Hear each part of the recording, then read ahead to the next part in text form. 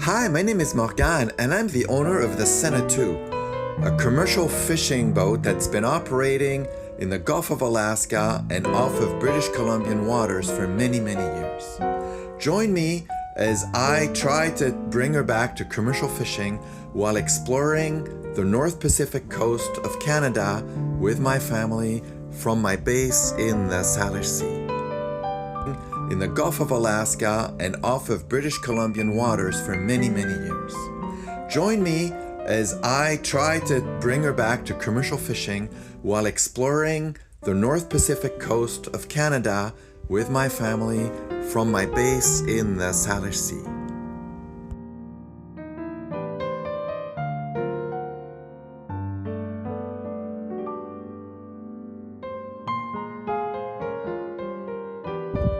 Okay, so there's another bomb cyclone coming, and it's going to interact with the bomb cyclone that was here 2 days ago, and they're going to spin around each other, and it's going to become a big atmospheric two-body problem, and who knows what's going to happen. It looks like the last bomb cyclone is going to spin back into the Pacific and spin down counterclockwise and come back up and feed the new bomb cyclone.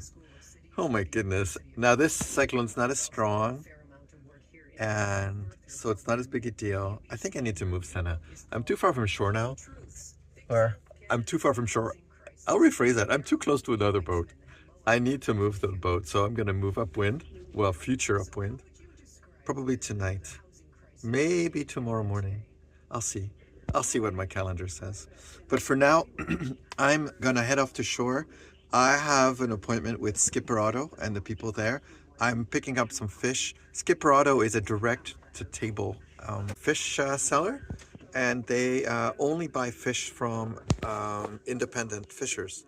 And they have some black cod, and I love black cod.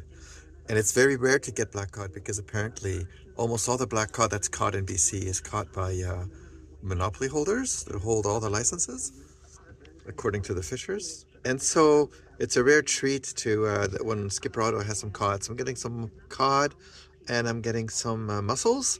I'm bringing the mussels to my parents' house. I'm bringing the mussels, and my dad is bringing cassoulet. If you don't know what cassoulet is, I think you should Google it. It's a delicious cold weather meal from central France with duck and beans and sausages. It's something to keep you warm for a couple of hours after you've eaten it. It's the season in November. You have to have it at least once, even though you have to go around for 2 weeks after you have it because of the shocking caloric intake. Okay, well anyways, here I am in the pilot house, and I'm just gonna head out.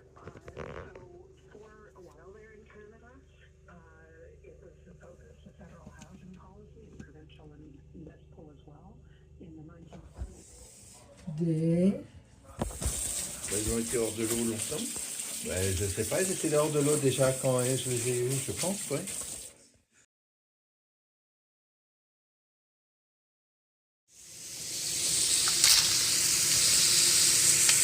Look at those mussels from, wow, here you can put it. They're from Salt Spring Island.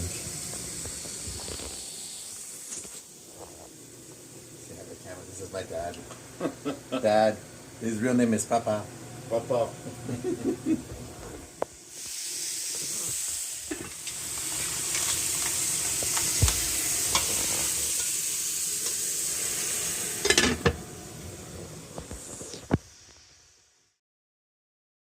Hey, let's have a look at the recipe for Moules Marinière. We're going to go to Google for this, like my mom said.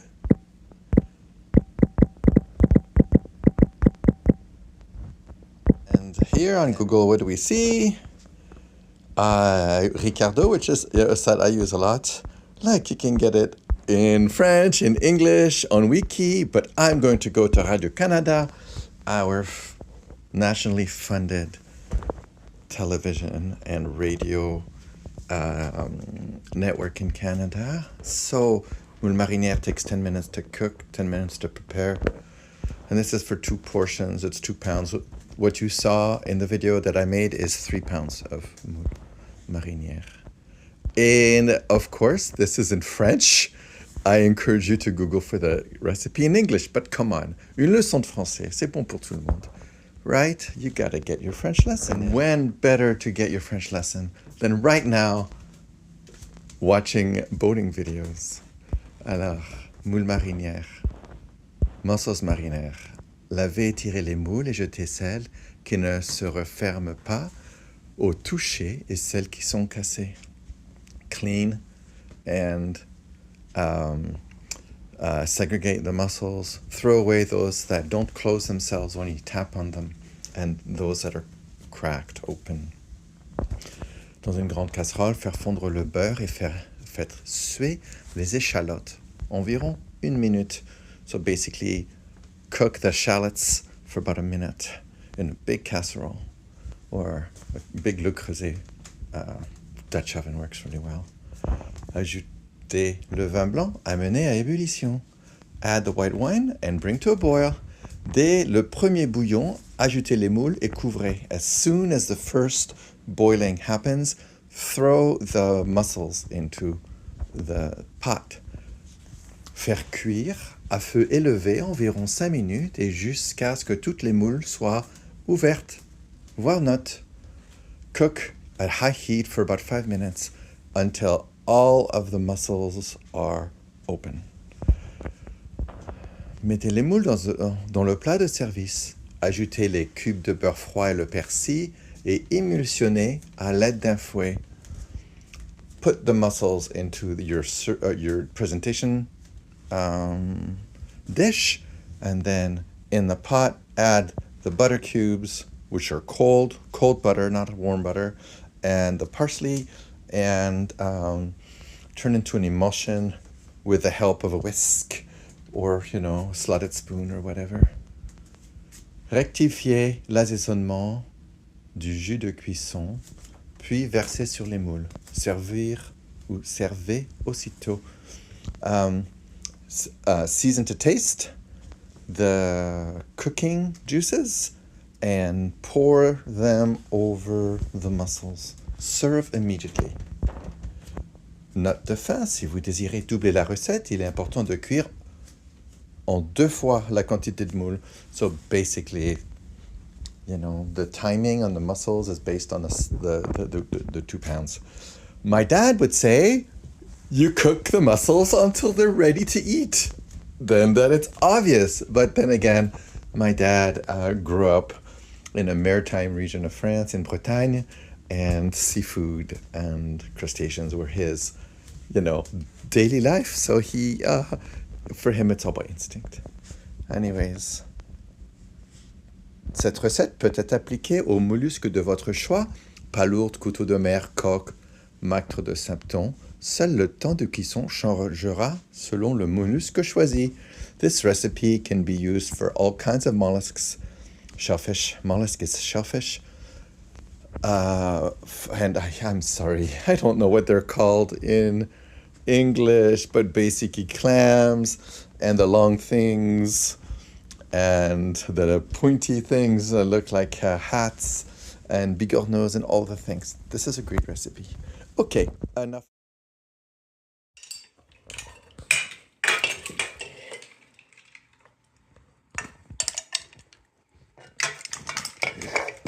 Ah, celle-là. Tu sais qu'on trouve toutes les recettes de cuisine sur Google, Morgane. Oui, je sais. Moi, j'utilise beaucoup Google pour trouver mes recettes. Okay.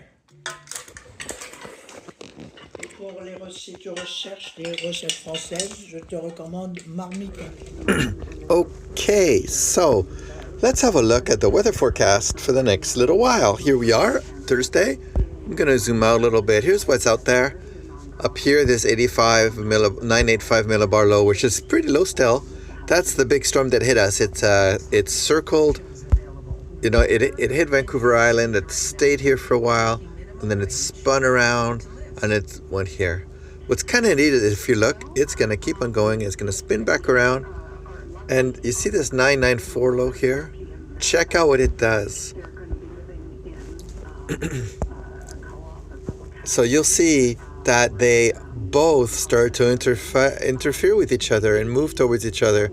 And if these two storms connect, that'll be bad. And so I'm hoping that they don't. Now, here we've got a gale coming, and we'll see what happens in Vancouver when that happens. Here, nothing really big, and where we are out here, I'll pull this up a little bit just to keep this cartoon going. Now have a look at what's happening to the storm on the bottom left. It's going away, and let's see if it comes back. Basically, the Coriolis effect of the planet causes things to move counterclockwise. If they go south, they rotate to the left. Well, they're always rotating to the left when they're low pressures. But check it out, it's going to come back up. And now what you're going to get is the second low is going to go and feed the first low. So this low pressure here is going to get strengthened, or could get strengthened, by this low pressure coming in to give it energy. And I hope it doesn't.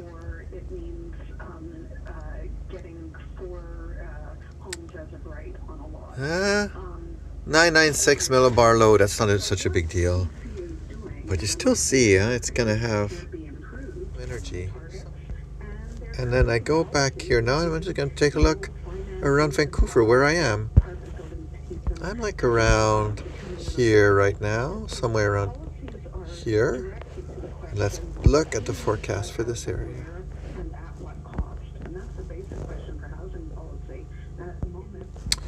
And let's see if there's any wind coming. I'm just going to go, there it is. There's the HRRR, 25 knots. Yeah, it's probably not going to get there. NAM and HRDPS, who I tend to believe more, 15, 16 knots. Yeah, it's not nothing, but totally handleable. So if I don't move, I won't have any issues. But then if it gets stronger, well, there we are. I'll have to decide what to do tomorrow morning. For now, I have to go get my supplies, and then I am going to go meet my parents for dinner after I bring the groceries home.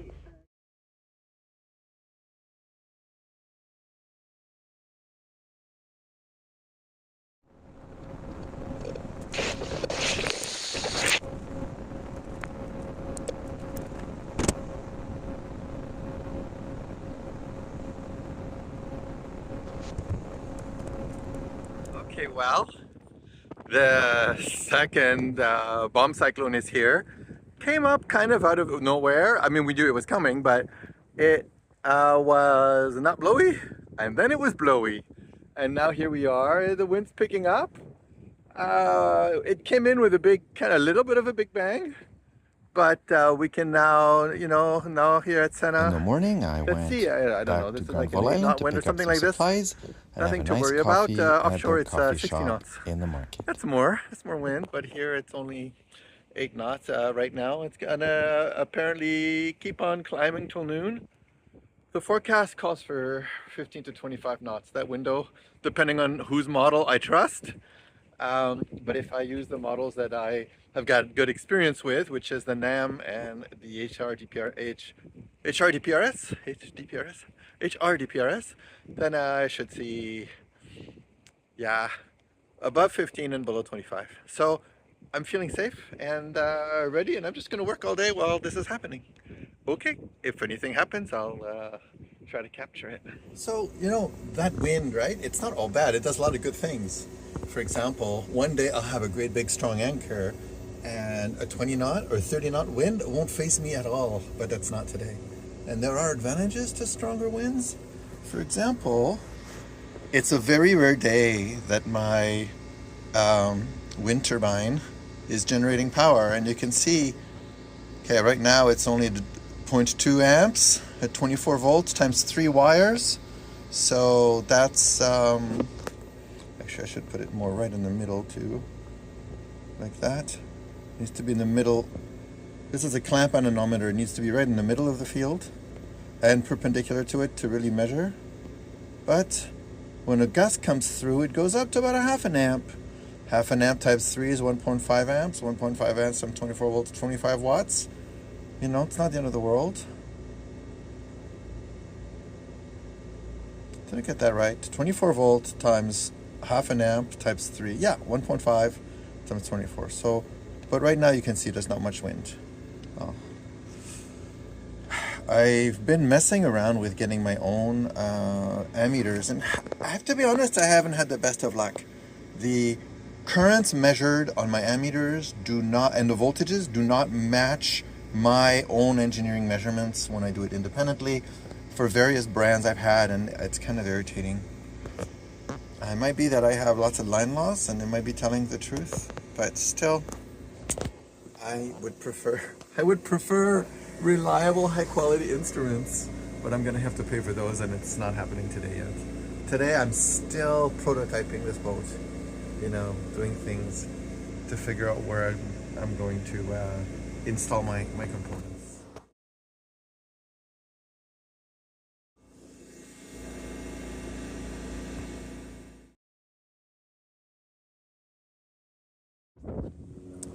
I just wanted to show you how beautiful it is outside. Have a look at the weather.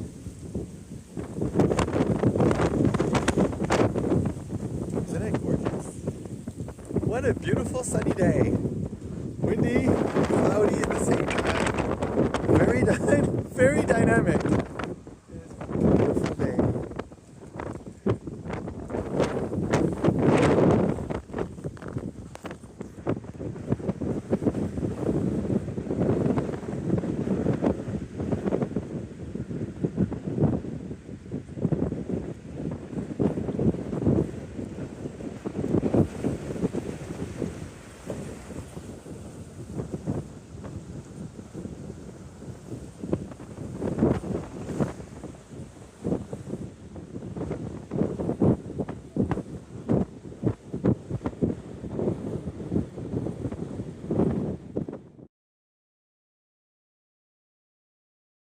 All right, so it's really blowing.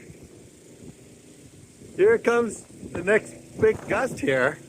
Look at my wind turbine going very intense. And the waves, you can see here.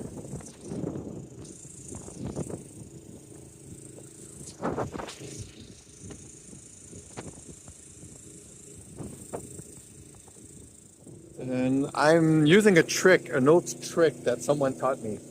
You know, you worry that you're dragging in your instruments. Sometimes they show you dragging when you're maybe aren't. Someone taught me to throw a crab trap in the water behind you. See, there it is right here. I'm not sure if you can see it. Let's see. See, there's the crab trap there. And as long as the crab trap buoy is behind you, then you're not moving. It's moving too. And who knows, maybe I'll crash a crab.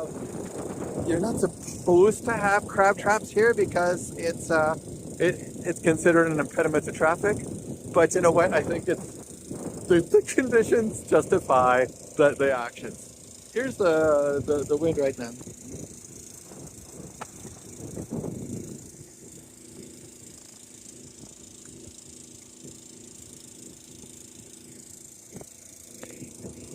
It is a beautiful day.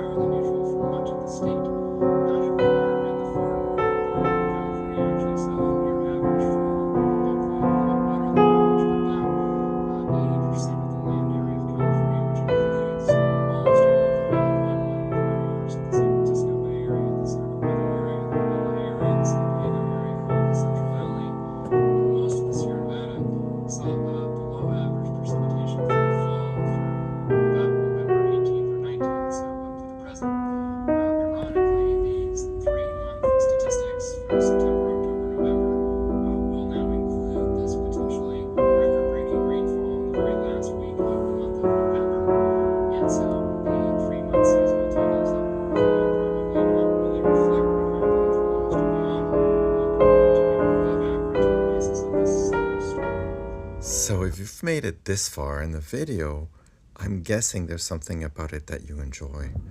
Maybe you even enjoy these as much as I enjoy making them. You know, I would love it if you could like and subscribe and put in a comment that explains what you like and share with me what it is you'd like to see that I'm not talking about, because that would really help me get more creative while I tell the story of my life on the Sena and the things I'm trying to get done. All right. And again, thanks so much for watching and for following what I've been doing. Okay, looking at some predictions and some trends, it was a pretty tense time around noon when the weather kicked up. I had no idea how far it was going to keep on going, and it was such a relief to see that it actually slowed down and didn't keep on going up. That allowed me to not have to change anchor and just stay put, which is what I did.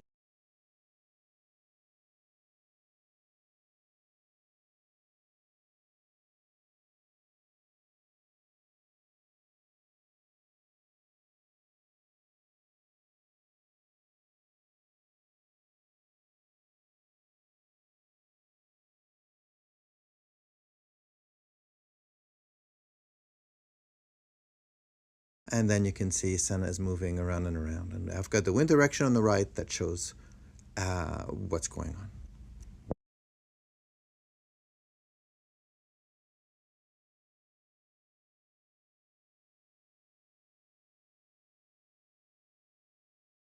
Northern tip, and then there was some change of wind, and then it came back around this way.